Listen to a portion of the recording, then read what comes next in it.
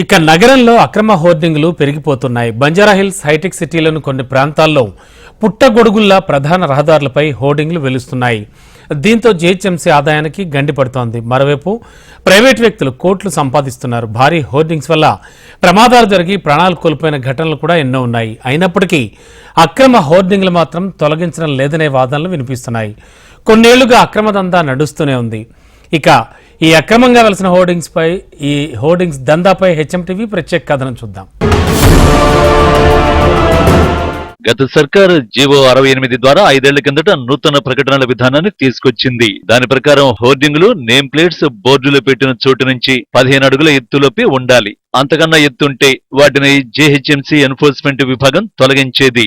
1000కి పైగా ఎత్తైన హోర్డింగుల్ని అధికారులు తొలగించారు. ఈ క్రమంలో పలువురు ప్రైవేటు వ్యక్తులు అక్రమ హోర్డింగుల్ని ఏర్పాటు చేసుకున్నారు. వాటిని నెలవారీ స్థిరాదాయానికి వాడుకుంటున్నారు. Banjara Hills road number 3, film Nagar, Jubilee Hills, KBR park road, cyber towers కూడలి పై వంతెన, బయోడైవర్సిటీ కూడలి పై వంతెన, తెలుగుతల్లి కూడలి పై వంతెనలపై ఉన్న అక్రమ హోర్డింగులే అందుకు నిదర్శనం.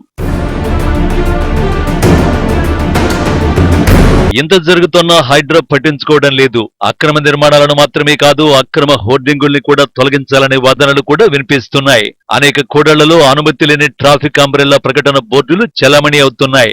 వాటితో కొన్ని ఏజెన్సీలు ఏళ్లుగా దందా చేస్తున్నాయి. ఇప్పుడు తీసుకురానున్న కొత్త నిబంధనల ప్రకారం గుర్తించిన 150 ప్రాంతాల్లో 15 అడుగులకు మించి ఎత్తుండే ఎల్ఈడి హోర్డింగులను ఏర్పాటు చేసుకునేందుకు త్వరలోనే ప్రభుత్వం అనుమతి ఇవ్వనుందని తెలుస్తోంది.